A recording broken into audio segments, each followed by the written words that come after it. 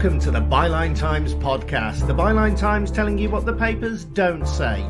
My name's Adrian Goldberg, and this week we've got an exclusive with Nazir Afzal, the former chief Crown prosecutor for North West England, whose tenacity helped secure convictions for paedophile grooming gangs in Rochdale. Now he has the government in his sights. He's setting up a crowdfunder to hold ministers to account for their failures during the pandemic. We came out of the first lockdown too early when figures were still suggesting that we were in trouble. Then, remember what we did in August? Yes, we all ate out to help out. All we did was actually increase the number of people being infected. Plus the war on journalism. Growing numbers of investigative reporters are finding their access to information blocked by the government on stories as diverse as contaminated blood supplies to the cladding on tower blocks post-Grenfell. This is not a nerdy or wonky subject. It's a story of life and death. All that to come. First, though, just a reminder that the Byline Times can afford to tell it like it is because we're funded by people like you, our listeners and readers. There's no media tycoon pulling our strings, and we don't accept corporate advertising. If you believe in what we're doing, please consider subscribing to our monthly newspaper, The Byline Times. It costs just £36 a year. You find more details on how to subscribe at bylinetimes.com. And if you've already taken out a subscription, well, thank you.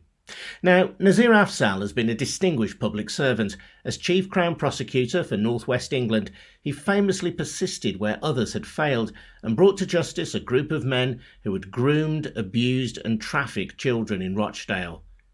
Now he wants to pursue the government for what he regards as their mishandling of coronavirus, and is setting up a crowd justice campaign to scrutinise ministers' decisions since the start of the pandemic. There's no point waiting for a public inquiry, he says. Far better to identify what's gone wrong now so that similar mistakes can be avoided whilst the virus is still spreading.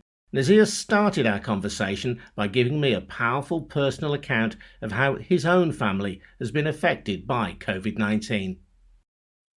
My brother, my eldest brother, who was 71 and in good health, caught the disease visiting my mother who had pneumonia at the beginning of March of last year. That's what we think anyway. We don't know where, but we assume that's where he caught it because there were other people in the hospital that were already coming down with COVID. And he got really ill. Thought he was getting better. The hospital didn't want him. They said, no, self-isolate at home. His breathing and other issues arose again. On the 1st of April, he went into A&E in Birmingham and they did a COVID test. People forget that on the 12th of March of last year, the government stopped community testing because there weren't enough tests. So the only way you could get a test was if you were seriously ill in a hospital. So he managed to get a test on the 1st of April. I spoke to him around about that time and he wasn't well, but he thought he'd be okay. On the 8th of April, which is the day when at that time most people had died in the first wave, 1,455 people died. He died at home. He was found by his wife first thing in the morning, having died overnight. I was in Manchester. I knew that lockdown enabled me to travel for these exceptional circumstances, and I went down to find him in the bed. The undertaker said that he couldn't come for another 8 hours because he had so many bodies to pick up. I think he had 14 other bodies to pick up that day. So we remained with him during that period. When the undertaker finally did come, he said, I can't come into the house, you need to bring him down, here's a body bag. And so we put him in a body bag and brought him down the stairs. Me and my brothers brought him down the stairs. We placed him on the trolley.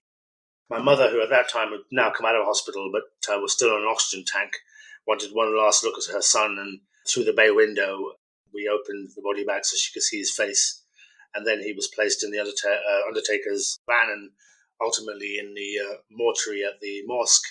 The mosque had built industrial freezers, because of the number of people that they were dealing with. Fortunately, my brother wasn't put in one of those, but he was certainly put in the mortuary. And then he had to remain there for 9 days, 6 days, because we couldn't get a coroner's certificate. The coroner's office said they had a backlog of 300 deaths to deal with.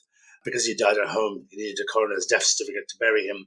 Then we found there were only 30-minute slots available at the graveyard. 3 days later, I couldn't come to the funeral. There were only 6 people allowed at the funeral. my family were told that the people who do attend need to be able to lower him into the grave. So my mother couldn't attend either. So my brothers and able members of the family did that. And after 29 minutes and 59 seconds, they were told to leave because the next family were coming to bury their own. None of us had the opportunity to mourn.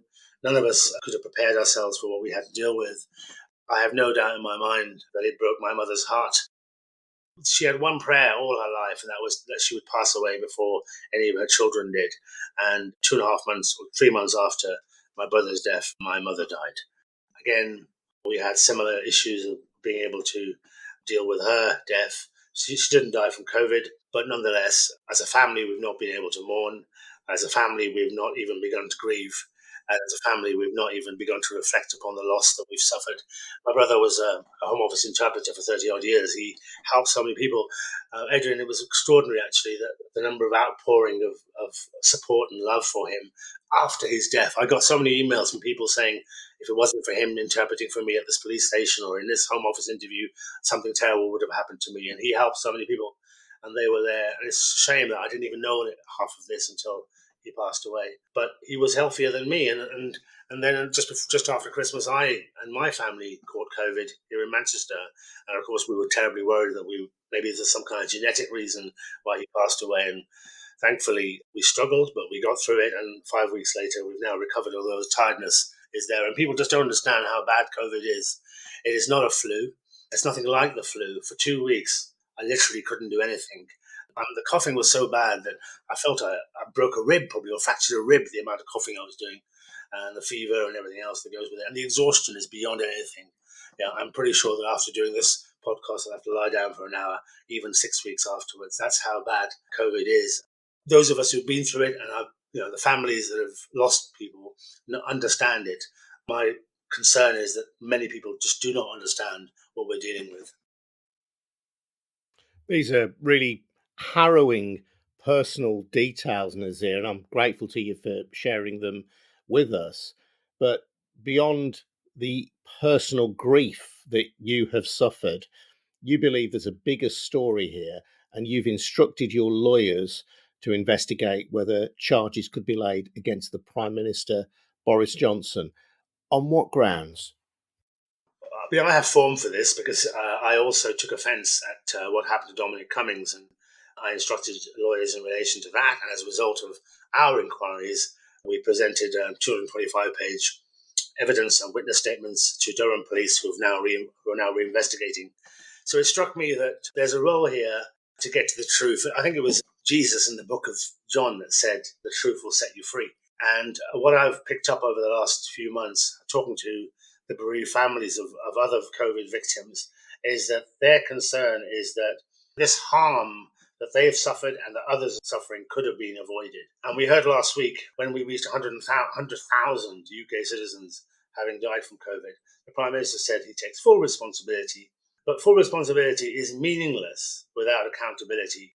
And these deaths, just 25,000, for example, of the deaths since Christmas, could have all been avoided if the Prime Minister had listened to the science and followed the science he was told in the middle of December. We know that there will be more deaths. It's important for me and important for the public more widely to understand what will happen. And, there will be a public inquiry, but that, I've dealt with several public inquiries in my career. That will be several years down the line. What people want now is to understand what went wrong. And from my perspective, it's about exploring the evidence, getting the best legal advice on remedies, examining what happened, pressing the government for the information, explanations, and actions that they've taken. Some of them are already out in the public domain, but there are others that we will not know of. And then following the evidence and seeing where it takes us. And, you mentioned prosecution. That, to my mind, is way down the road. What I want to do first is understand the failures that contribute to the deaths of so many. If the evidence takes us down the legal route, then yeah, absolutely, that's where we will go.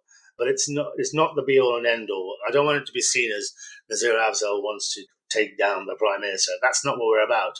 It's about rebuilding public confidence. There are thousands of people who've died, tens of thousands of people who've died. This pandemic remains out of control, and there were decisions taken by government that have devastated families, communities, and the country. How many times has the Prime Minister said, well, look at what's happening around the world, it's too early to compare. You know, we are, if not the worst, one of the worst performing countries in the world and governments in the world. And I often paint the picture of Japan, which is twice our size population-wise, and is only 800 miles away from where it all started, whereas we're, 5,000 miles away. And yet they've only had, only is not a terrible word, but 6,000 deaths. And we've had 20 times plus, and we're carrying on dying. Something has terribly gone wrong. And if it amounts to something that requires legal action, well, absolutely. But as I said, the first thing for me is to understand, examine the legal basis for the investigation, ultimately to attach responsibility, because the people who are making decisions and made those decisions that led us to where we are today are still making those decisions. What I would want now is independent scrutiny now, not years down the line. Can you give me any examples that you would point to of failures by Boris Johnson or failures in government to act sooner than they ought to have done? Oh, God, there were so many. I mean, I mentioned earlier on, the 12th of March 2020 will be a day that we will regret. It was a day when the government decided that they weren't prepared, that they didn't have enough tests, and they decided to stop community testing, which meant that nobody knew in the community whether they had a disease. And so the instructions we had that time was wash your hands. And so more and more people were becoming infected, including my brother. And that's led in large part to the first wave. You then had the World Health Organization with only 3 words: test, test, test. And we weren't doing that. And then what about stopping the disease coming to our island nation? Countries around the world, Australia, New Zealand, and others, put in place really strict border controls, which we didn't. And that enabled people to come in. And we heard only recently the Home Secretary said that she was arguing for strict border controls, but was overruled by the Cabinet stroke Prime Minister. So we didn't do that. The communication from the Prime Minister was poor. It didn't give people the information they needed. As a result, people decided to break lockdown. They didn't take it as seriously as they could have done. Some people did. And then we came out of the first lockdown too early, when figures were still suggesting that we were in trouble. Then remember what we did in August? Yes, we all ate out to help out. All we did was actually increase the number of people being infected. And then we were told, SAGE, which is the government's scientific body, was telling them back in September, you need to go back into lockdown. People should not go back to school. All manner of decisions were taken. Information from scientists and experts was being ignored by our government and by our Prime Minister. And we are where we are. Nazir, you've had this terrible loss in your own family. You've also spoken in the Byline Times about how you were overlooked for the role of the independent reviewer of the government's prevent strategy, in a story which suggests that William Shawcross, who got the job, was the government's preferred appointee all along. People hearing this might think, well, you've got a grudge against the government because they've overlooked you professionally and because you're understandably grief-stricken about the loss of your brother. This is not personal. This is what the public want. I've spoken to 100,000 representatives of 100,000 bereaved families. There are so many groups now on Facebook and other places, and I've spoken to them or listened to them, and I've heard them or read them, and they are as angry, but perhaps more importantly, they're confused. They're confused at what has happened, which led to the deaths of their loved ones. There have been lots of opportunities which I've applied for, which I didn't get. You mentioned the prevent role. The reason why I'm concerned about that is the Telegraph newspaper, the week before I was about to be interviewed by ministers, said that William Shawcross was the government minister's favoured candidate. Well, what kind of selection process is that when the government or the ministers have already made it clear to the Telegraph a week before who they want? But at the end of the day, that's by the by. When I carried out the investigation of Dominic Cummings, none of this stuff had happened then, or my brother's loss of my brother had, but this stuff hadn't happened then. I have built my career on seeking the truth, and people value what I've done because that's what I've done. I feel very privileged that victims in all manner of spheres have shared their stories with me, and it would be, I think, what would be wrong if I didn't do anything based on what I've heard and what people have asked me to do. Many people just feel bewildered and powerless. And Adrian, I keep saying this over and again. The biggest division in our society isn't between Leave and Remain or black and white and north and south, men and women. It's between the powerful and the powerless. The people with power seem to be able to act with impunity. They seem to be able to do what they want without consequence or without even investigation. And the powerless, which is pretty much the bulk of us in this country, just have to go along with it. Well, that time has to change, because right now, Adrian, trust in politics, trust in government, trust in institutions is probably the lowest it's been in my lifetime, and if not many others' lifetimes. And we've got to rebuild trust, and we rebuild trust by seeking the truth. Nazir Afzal, and as I mentioned, Nazir is setting up a crowd justice campaign to help his legal team scrutinise documents and explore possible legal avenues for those who feel they've been let down by the government over coronavirus. You can find details of the crowd justice campaign on our Byline Times podcast page. There's plenty of great reading about COVID-19 as well on the Byline Times website from the likes of Otto English and Jonathan Liss. My name's Adrian Goldberg, and just a reminder that the Byline Times is funded by the generosity of people like you, our subscribers. For just £36 a year, you can get our wonderful monthly paper, the Byline Times, and your subscription also pays for our website, Byline TV, and this podcast. Thank you if you have already subscribed. You can get more details on subscriptions at bylinetimes.com. Now, is there a war on journalism? Mary Fitzgerald is the editor-in-chief of the global news website Open Democracy thinks so. She wrote recently that Boris Johnson and his government are attacking press freedom. We must not let them win. Mary has now launched a campaign seeking to save and strengthen freedom of information laws.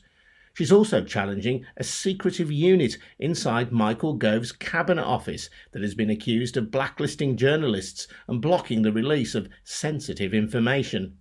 We'll hear from Mary shortly, but first, to get a sense of why this really matters, just have a listen to Jason Evans, who became an investigative journalist almost by default after failing to get satisfactory answers about the death of his father, Jonathan.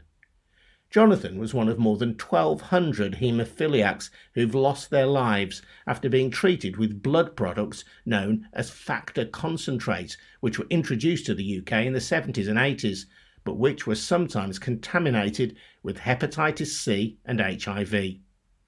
A public inquiry into the scandal was launched in 2018 and is expected to publish its final report next year. Jason is the founder of Factor 8, the independent haemophilia group. As you'll hear, his efforts to establish the truth have been frequently obstructed. But first I asked him what he remembered about his dad.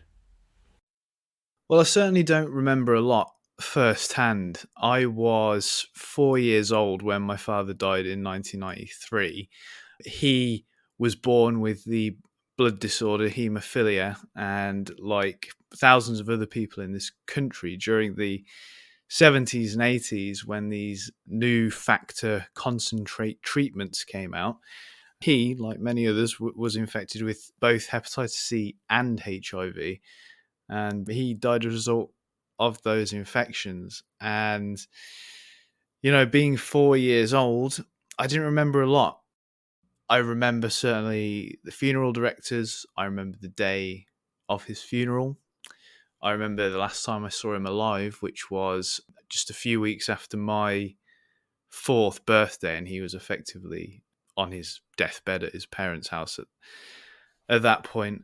And I had no understanding really of the seriousness of what was happening. I knew it was bad, but I didn't fully appreciate the seriousness of what was going on, at that time.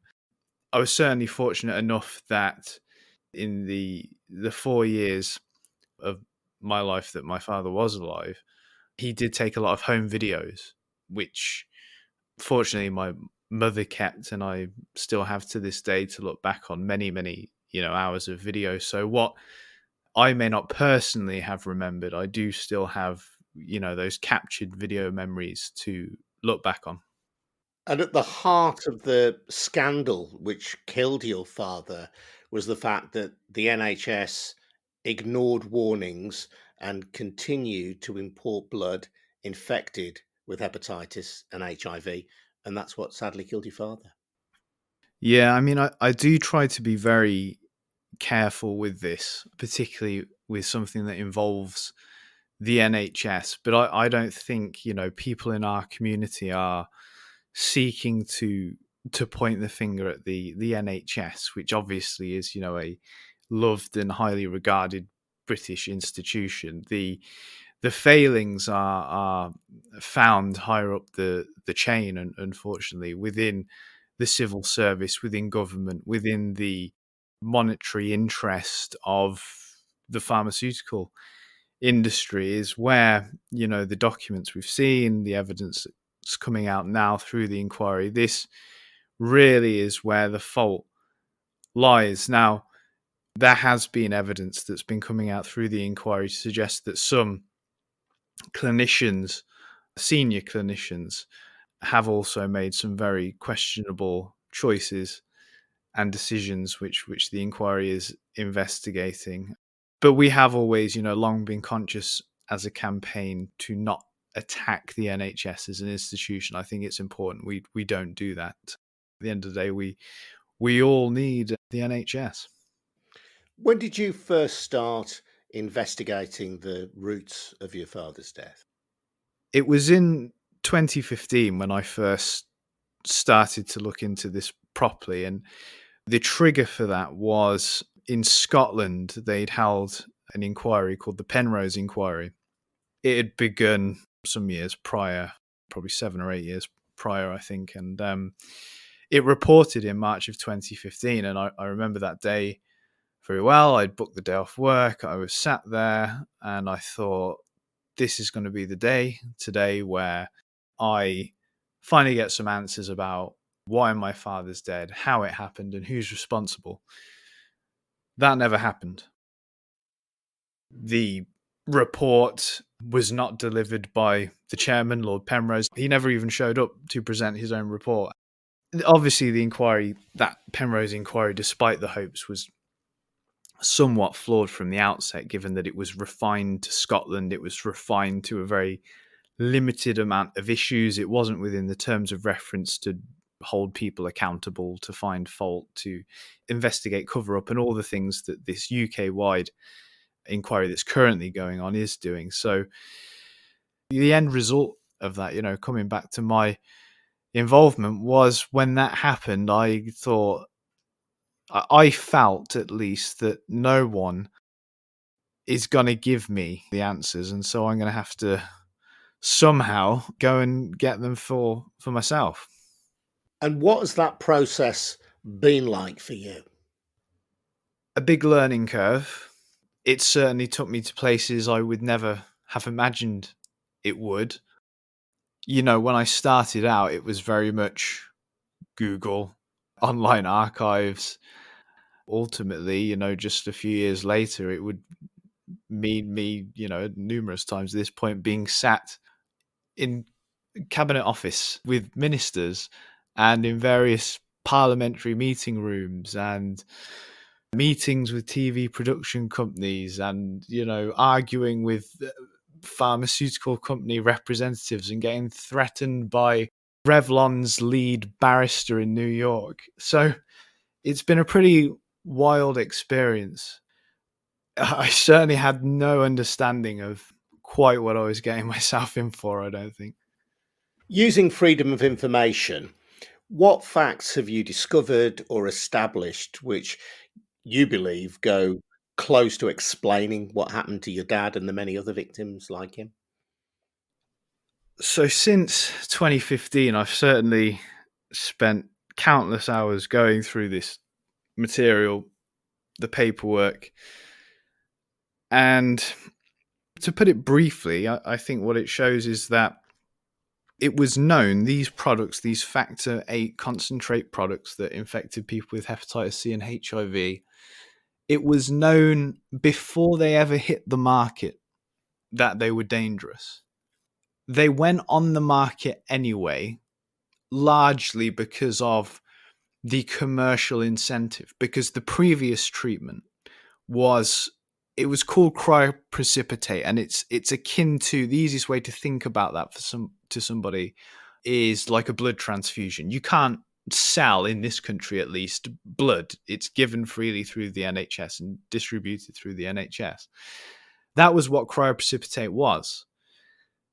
With factor concentrates, this was a bottled pharmaceutical drug that was sold for cash.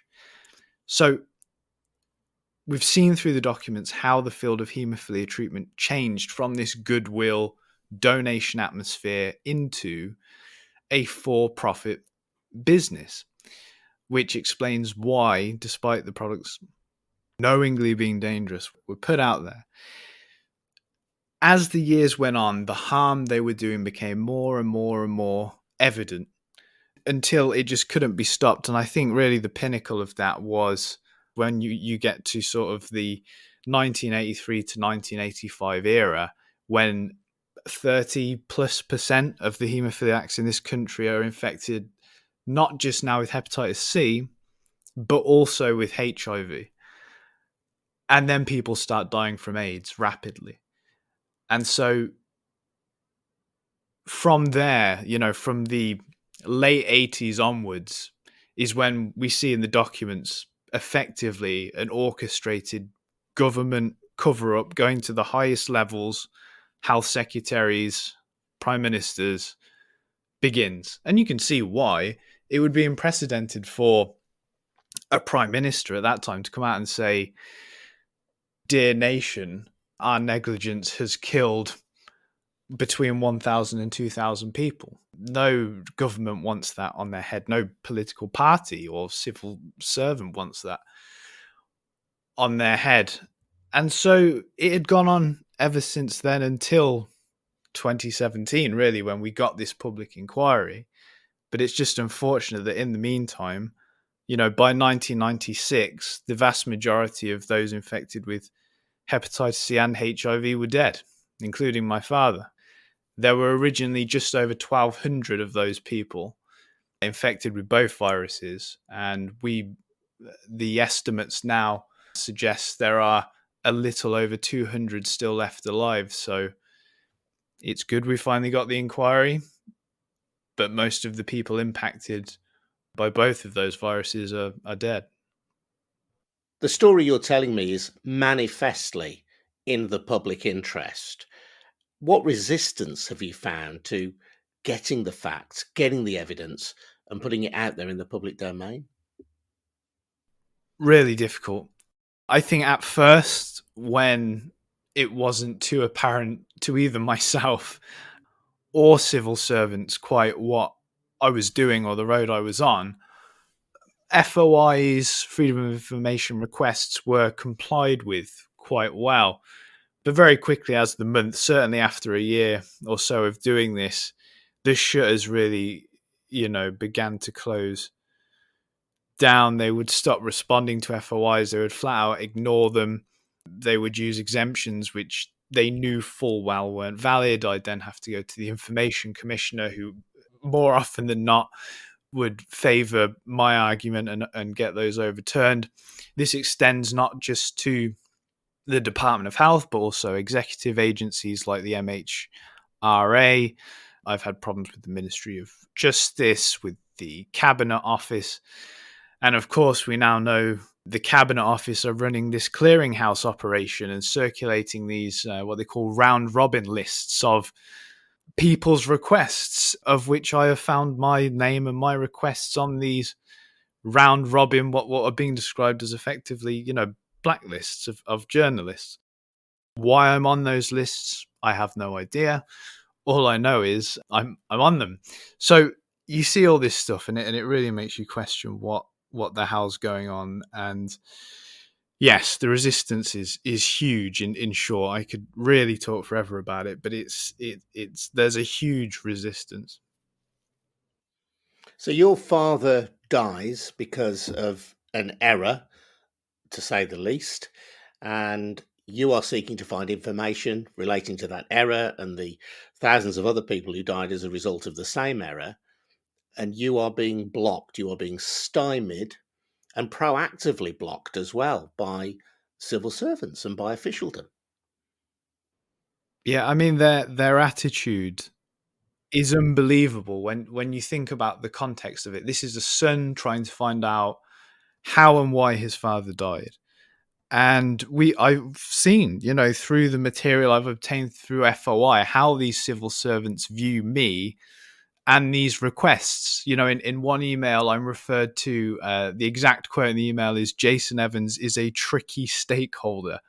And then in other emails between the senior civil servants, they're talking about how they shouldn't release documents to me because the language might be unpalatable when viewed in today's context. And, the way they approach this is absurd. And especially when at the heart of this issue, at the heart of the inquiry that's going on now, one of the fundamental things it's looking at is back in, the 70s and 80s, was there transparency when it came to the risks and the dangers of these products that infected people?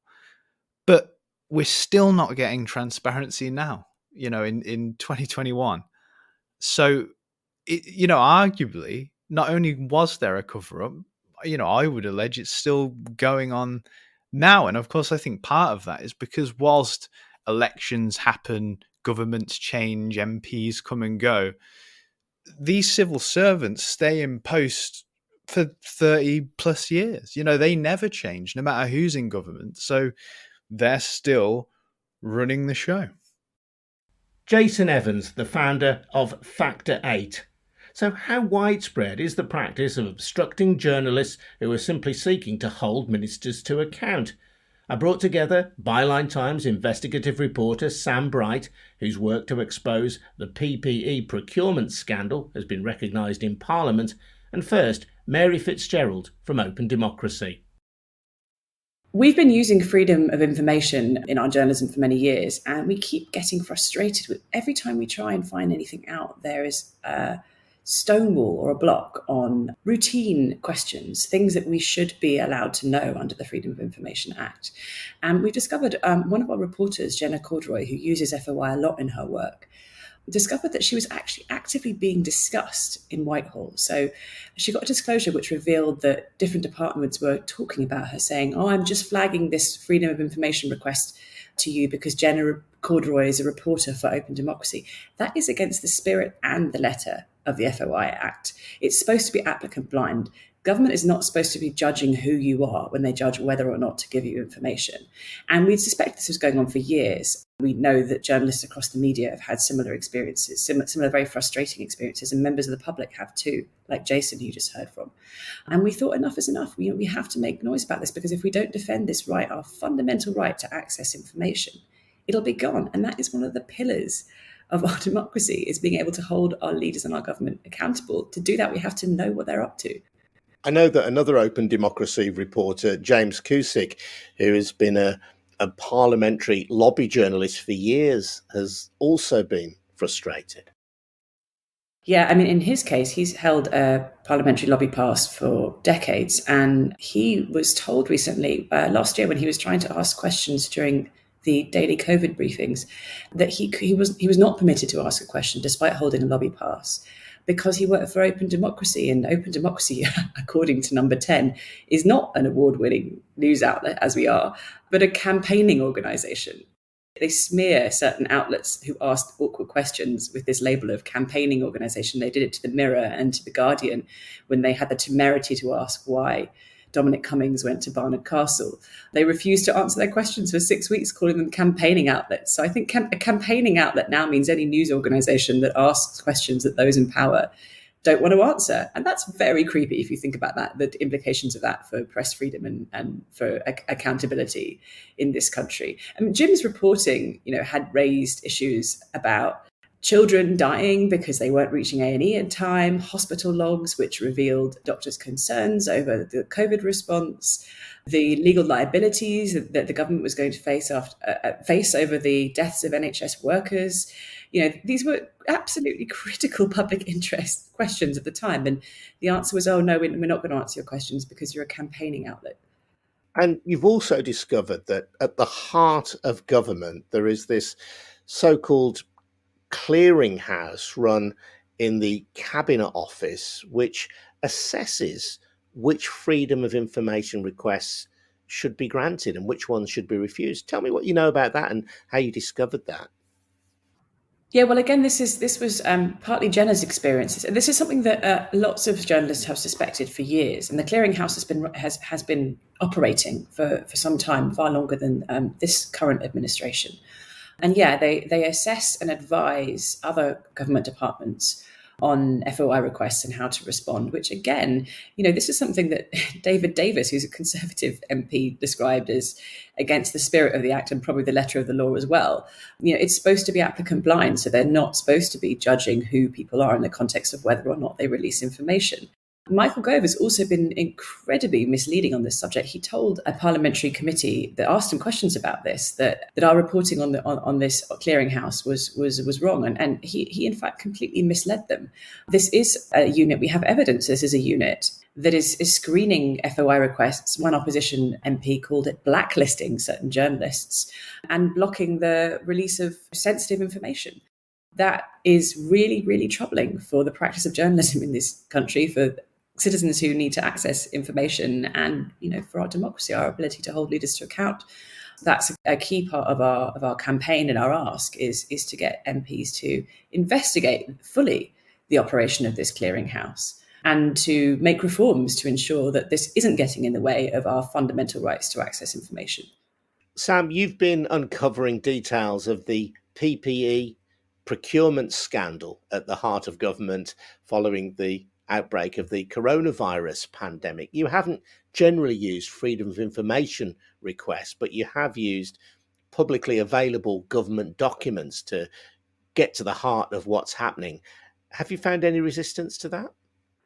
Yeah, well, I'd say, first of all, thank goodness I don't have to use freedom of information requests on this, because everything that Mary says has definitely chimed with my experience. I remember recently I got a freedom of information request back from a council that took 16 months to be returned. They're supposed to be returned in 20 working days.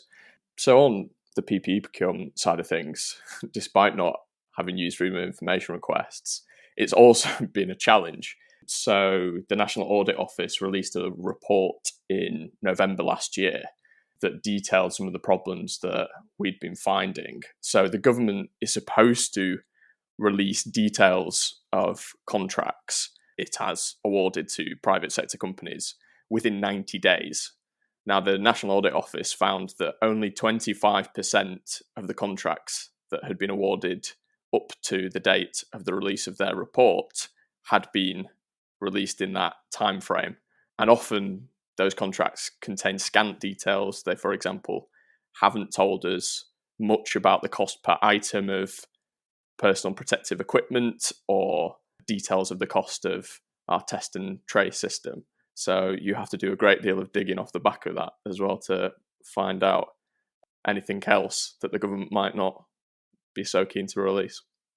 And these documents are, by law, placed into the public domain, and they are meant to be placed there within a certain time frame.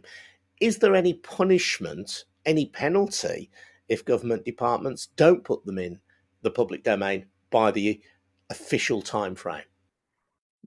No punishment whatsoever. I mean, over the past couple of days, I've seen contracts released onto the government portal that were actually signed in March 2020, so at the outset of the pandemic. And it shouldn't matter what cost is attached to these contracts, but it so happens to turn out that these are contracts worth tens of millions of pounds, probably racking up to £100 million worth of government deals. So a staggering amount of money that we just haven't been able to scrutinise until the past couple of days, despite the fact that they were signed by ministers months ago. The whole point, presumably, of forcing them to be placed in the public domain is that we as citizens, we as journalists can scrutinise them. So if they're being delayed being put into the public domain, then presumably that's frustrating the object of transparency in government, of us knowing what's going on. Absolutely. And what Mary says is absolutely right about the government trying to smear certain journalists as campaigners, which is actually deeply ironic. I mean, if listeners have Twitter and they can go to Peter Jukes's Twitter page, his pinned tweet shows on the night before Brexit, so 31st of January 2020, a large group of right-wing journalists met at a Mayfair hotel under the banner of the Brexit Media Corps to celebrate Britain's departure from the European Union. And this contained journalists from The Telegraph and from Talk Radio, LBC, The Times, etc. And if that isn't an act of campaigning journalism, I don't know what is. Yet the government isn't so keen to smear those right-wing journalists who it might agree with politically. Mary, there is the Information Commissioner's Office, which is meant to arbitrate on disputes around freedom of information. How powerful have they been in your battles with government over FOI? Oh, God bless them. They have no teeth, no funding, are completely overstretched. The ICO has definitely made some good decisions and they've upheld battles we've fought, but it just takes an inordinate amount of time. So by the time you fight these cases at the Information Tribunal, the information you seek is completely irrelevant. It's lost its news value, which means it can't hold power to account. The ICO have upheld some really critical decisions in our favour. For example, we had to go all the way to court to challenge the government to release the taxpayer-funded research that the European Research Group had done on Brexit. This is something that we, the taxpayer, paid for. The ERG was this, as you remember, this intense pro-Brexit, hard Brexit lobbying group of MPs. And they were using taxpayer money to fund research about Brexit and then fought tooth and nail to keep this research private. And in instances like that, we put in all the time and effort, many, many months, years, to challenge this secrecy. And eventually it was upheld and they had to release the information. But I think it took us nearly 2 years. And that's the problem. It's time, resource, and also penalties. There's a real problem with administrative silence, which is basically government departments or local authorities ignoring freedom of information requests. And there's very little that the ICO can do if they just ignore the request. There are very few penalties available. To take an example of this, the London Borough of Kensington and Chelsea, around the time of the Grenfell fire, just simply didn't respond to a large number of freedom of information requests. We can only speculate on what those would have shown, but a story that my colleague Peter Gagan released last week on Open Democracy showed the Housing Ministry telling local authorities that it was okay to withhold information about which buildings still might have the dangerous cladding, similar to that was used at Grenfell. Grenfell, 72 people died in that horrific fire. And we have the Housing Ministry advising local authorities that it's okay to block freedom of information requests, which could reveal which buildings are still a fire risk. Getting this critical information in a timely manner can be a matter of life and death, just as Jason's story showed how this is not a nerdy or wonky subject. It's a story of life and death. Mary Fitzgerald there, Editor-in-Chief of Open Democracy, with the Byline Times' very own Sam Bright. And you can find a link to Open Democracy's campaign to save and strengthen freedom of information laws on our podcast homepage. We also asked the Cabinet Office for a response, and they referred us to comments made by Cabinet Office Minister Michael Gove to the Commons in December, when he said, "The truth is the Cabinet Office does have a role in making sure that we apply consistency in our responses to FOI requests. But," he said, "the idea that there is a secret clearinghouse or any sort of blacklist is not correct. And it is the case that when we look at all freedom of information requests, they are applicant blind. So whether it's a freelance journalist, someone working for an established title, or a concerned citizen, all freedom of information requests are treated in exactly the same way." That's Michael Gove's view. As you've heard, many working journalists would beg to differ. I'm Adrian Goldberg, and if there's a story you think we should be covering on the Byline Times podcast or in the Byline Times, do get in touch. You can email goldbergradio@gmail.com. That's goldbergradio@gmail.com. And don't forget to subscribe to the Byline Times. Thanks for listening. See you next week.